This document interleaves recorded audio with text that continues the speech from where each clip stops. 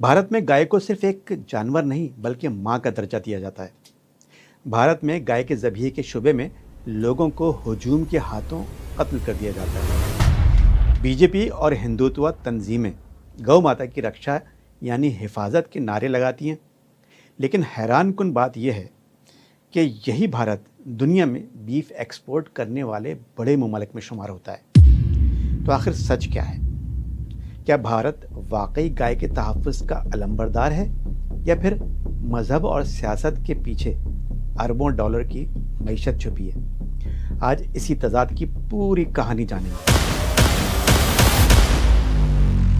अस्सलाम वालेकुम, मैं हूं अरमान साबिर। आप देख रहे हैं अरमान साबिर व्लॉग्स। भारत में मुसलमानों और दलित कम्युनिटी को गाय का गोश्त खाने के शुबे में तशद्दुद का निशाना बनाया जाता है और बाज़ केसेस में तो जान से मार दिया जाता है। अगर भारत में बीजेपी पार्टी के कारकुनान गाय की इतनी रक्षा यानी हिफाजत करते हैं, तो बीजेपी की सरकार दुनिया में बीफ की बड़ी व्यापारी क्यों है? बीफ के बड़े एक्सपोर्टर्स में इंडिया है, जो गोश्त की एक्सपोर्ट से हर साल औसतन 3 से 4 अरब डॉलर कमाता है। भारत की जनता भी ये सवाल बार बार उठाती है और इलेक्शन के दिनों में ये सवाल इंतहाई अहम बन जाता है। इस इशू को नरेंद्र मोदी ने वज़ीर-ए-आज़म बनने के लिए अपनी इलेक्शन मुहिम में खूब उछाला था।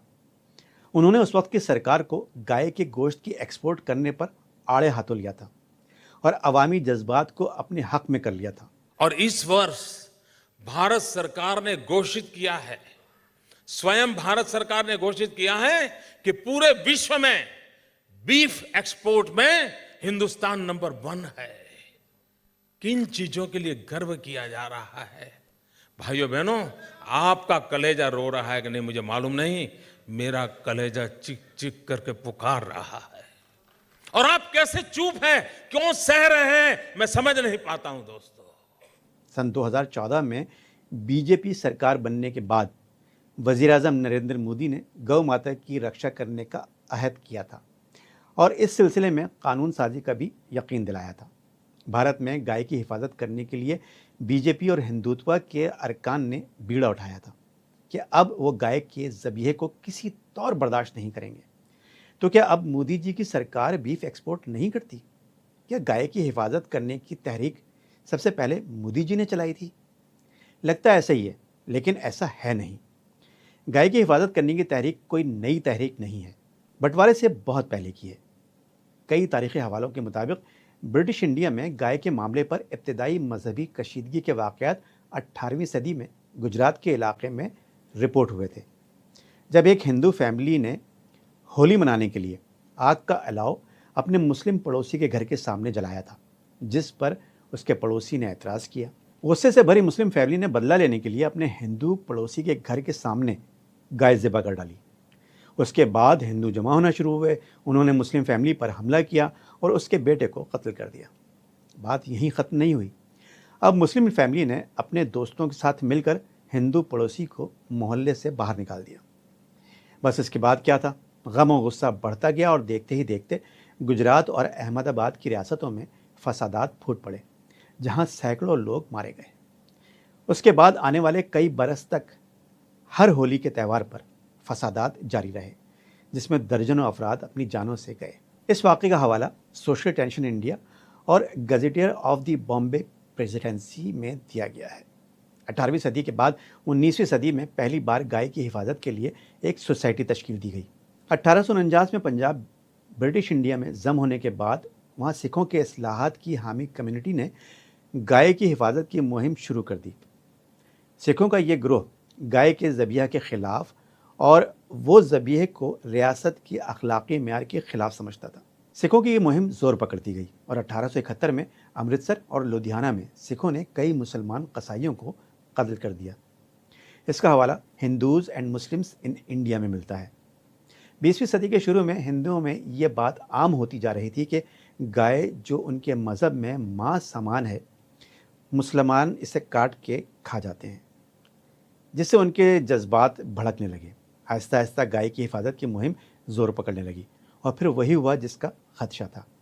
1917 और 1928 के दरमियान गाय के तहफ़्फ़ुज़ के मामले पर बड़े पैमाने पर फसादात फूट पड़े, ख़ास तौर पर मुसलमानों के त्योहारों के दौरान जिनमें जानवरों की कुर्बानी शामिल होती है। इन फसादात के नतीजे में कई लोग हलाक हो गए, जबकि सैकड़ों ज़ख्मी हुए। इन फसादात ने गाय के मामले पर हिंदुओं और मुसलमानों के दरमियान खलीज पैदा कर दी। सिर्फ 1920 की दहाई में 100 के लगभग हिंदू मुस्लिम फसादात हुए, जिसके नतीजे में 450 अफराद जान से गए और 5000 से ज़्यादा घायल हुए। अंग्रेज़ राज के लिए ये हालात किसी नेमत से कम नहीं थे, क्योंकि उनकी डिवाइड एंड रूल की पॉलिसी खूब काम कर रही थी। कई नक्कादों ने अपनी किताबों में लिखा है कि ब्रिटिश राज ने लड़ाओ और तकसीम करो की पॉलिसी अपने इक़्तिदार को तूल देने के लिए अपनाई थी। एक तहक़ीक़ी मकाला लिखा गया है जिसका उन्वान है divide and rule, how British policies contributed to communal tensions in India.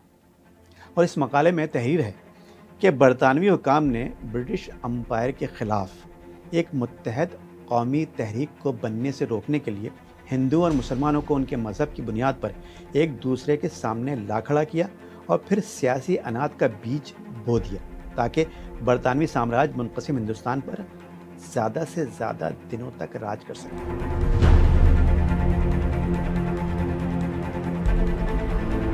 उनकी ये पॉलिसी दोनों कम्युनिटीज़ के दरमियान नफ़रत का ऐसा बीज बो गई, जिसकी वजह से हिंदुस्तान तकसीम हुआ और बाकी मानदा भारत में तकसीम के 78 साल बाद भी नफ़रत का ये पौधा तनावर दरख्त बन चुका है। तकसीम के बाद 1948 से 1951 के दरमियान गाय ज़िबा करने के मामले पर दिल्ली, कलकत्ता, आज़मगढ़, अलीगढ़, नागपुर, पीलीभीत और दीगर इलाक़ों में फसादात हुए जो 50 और 60 की दहाइयों तक जारी रहे। उनका हवाला सोशल टेंशन इन इंडिया में मिलता है। 1966 में भारत की पार्लियामान की 100 अरकान ने गाय के ज़बिया पर पाबंदी आयद की जाने के हक़ में असेंबली में पिटीशन जमा कराई। इसी दौरान दिल्ली में हिंदू साधुओं ने पाबंदी लगाए जाने के हक़ में बड़ा मुजाहरा किया, जो हंगामा आराई की नज़र हो गया और उसमें 8 लोगों की मौत हो गई। अलबत्ता उस वक्त की नौ मुंतखब वज़ीर-ए-आज़म इंदिरा गांधी इन एहतजाज के सामने नहीं झुकी। उन्होंने पॉलिसी बयान दिया और कहा कि वो अपने वालिद के नक्श कदम पर चलते हुए गाय के ज़बिया पर पाबंदी नहीं लगाएंगी।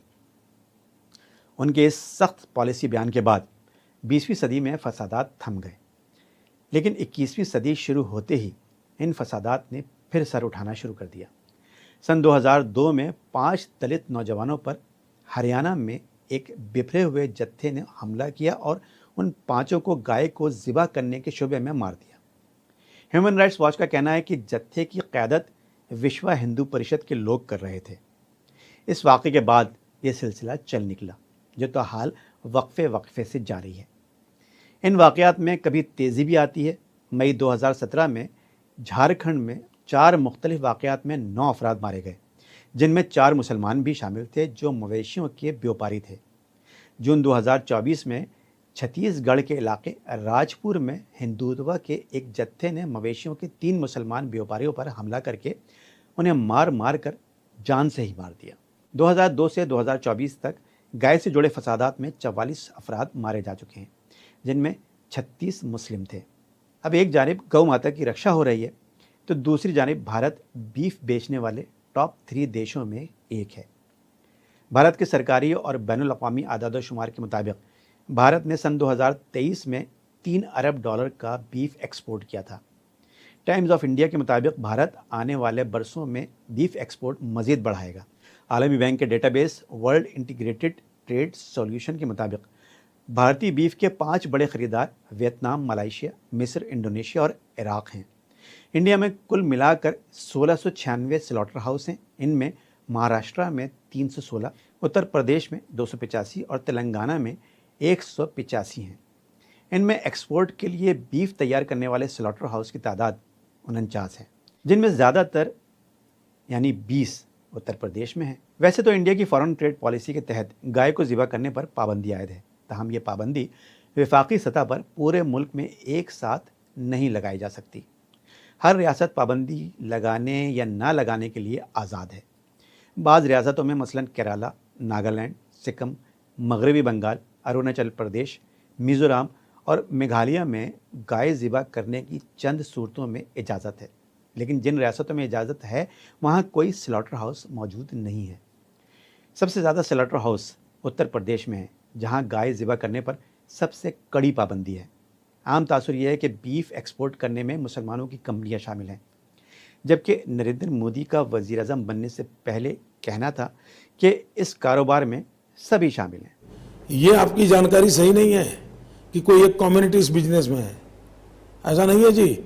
मेरे कई जैन मित्र हैं जो इस व्यापार में है, इसको किसी कम्युनिटी से मत जोड़िए। भारतीय हुकूमत का कहना है कि इसने गाय ज़िबा करने पर पाबंदी आयद कर रखी है और बीफ एक्सपोर्ट करने का जहाँ तक मामला है तो वो भैंस का गोश्त होता है जो बीफ के ज़ुमरे में आता है। अलबत्ता भारत में मीडिया का दावा है कि एक्सपोर्ट करते वक्त व्यापारी गाय के गोश्त को भैंस का गोश्त डिक्लेयर करके बरामद कर देते हैं। भारत देश सेकेंड लार्जेस्ट बीफ सप्लायर बन चुका है पूरे वर्ल्ड का। तो माता की तस्करी भारत देश में होती है, उसके अंदर बवाल होते हैं और वाजिब है होना, बंद होना चाहिए चीज। एक्सपोर्टर्स के तरफ क्या कभी आपने इस तौर पर विरोध देखा है? आज तक के मैंने नहीं देखा, इसलिए आप लोग मीडिया से आपको पूछ रहा हूँ। इतने बड़े पैमाने पर यदि एक्सपोर्ट हो रहा है भारत देश से, अब वो बफेलो के आड़ में गौ माता की जो तस्करी नहीं हो रही, ये किसने चेक करा अभी तक जाकर? कोई संगठन जाती है क्या? जब एक्सपोर्ट की बात आती है, रेवेन्यू जनरेट होता है, बड़ा रेवेन्यू जनरेशन है वहां से। भारतीय हुकूमत का कहना है कि वो गाय के गोश्त की एक्सपोर्ट को रोकने के लिए जदीद मशीनरी और टेक्नोलॉजी का इस्तेमाल बढ़ा रही है ताकि गाय के गोश्त की बरामद पर रोक लगाई जा सके। इंडिया में हर इलेक्शन के वक्त अपोजिशन जमातें लोगों की तवज्जो हासिल करने के लिए बीफ एक्सपोर्ट के मसले को खूब उछालती हैं और इसी बुनियाद पर वोट भी लेती हैं।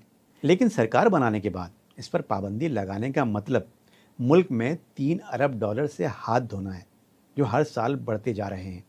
इंडिया में सरकार मुस्लिम मुल्कों को हलाल गोश्त एक्सपोर्ट करती है और मुल्क के अंदर गाय की रक्षा करने वालों की सरपरस्ती करती है। वो गाने के बोल तो याद होंगे, सब गंदा है पर धंधा है।